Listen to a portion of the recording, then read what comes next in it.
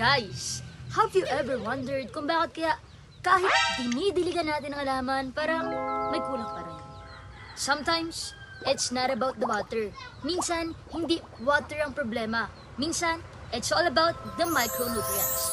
Have you ever heard of that? If not, sit back, relax, and get your notes because we will be diving into the world of micronutrients. Oops! Wait lang guys, by the way, I am Karen Miam Latonero from BSES 4A. Let's go!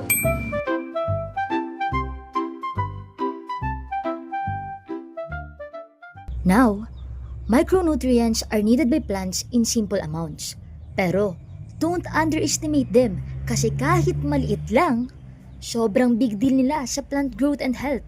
Let's break them down. Mabilis lang and simple. Unahin natin si iron or Fe. Siya yung di mo pinapansin pero pag nawala, ay crisis. Iron is essential for the formation of chlorophyll. Kaya siya ang dahilan bakit green ang plants at kaya nilang mag-photosynthesis.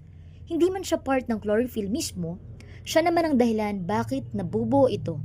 Iron also supports enzyme functions.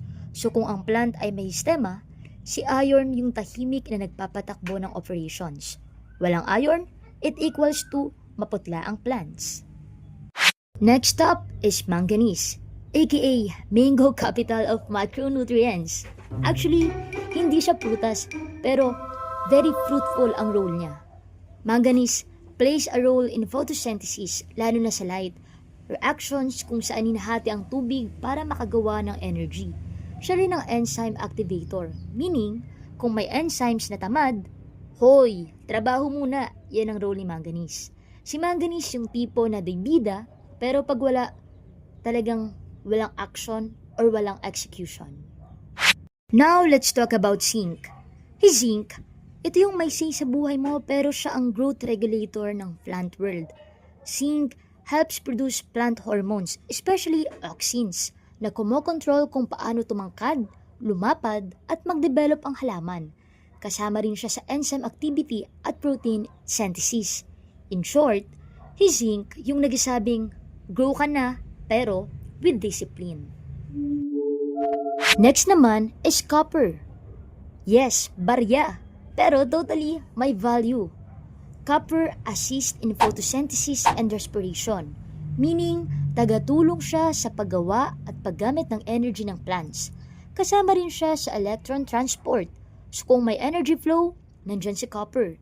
Siya rin ang tumutulong sa pagpapalakas ng plant tissues.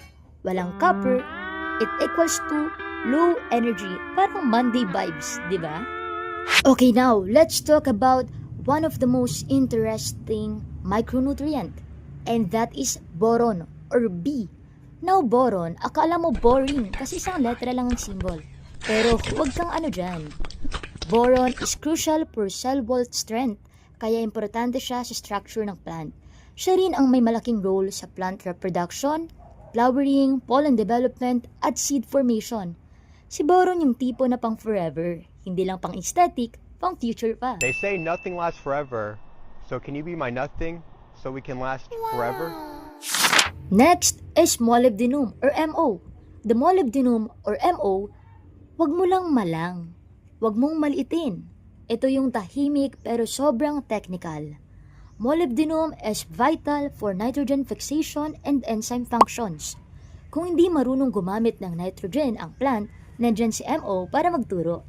Especially sa legumes. Sobrang importante niya. Siya yung hindi madaldal pero matalino. Now, we're down to the last but not the least, the chlorine. Hindi lang pang swimming pool Chlorine helps in osmosis at ionic balance, meaning siya ang nagre-regulate ng tubig at ions sa loob ng plant cells. Kasama rin siya sa photosynthesis. Siya yung taga-ayos ng gulo. Pag magulo na ang loob, ang sinasabi ni chlorine ay, kalma lang kayo dyan. Ang micronutrients in simpler terms, maliit lang sa quantity, pero malaki sa responsibility. Kapag kulang ang isa, ramdam ng buong halaman. Kaya tandaan, hindi porket maliit ang role, hindi na importante. Plant knows that, and honestly, so should we.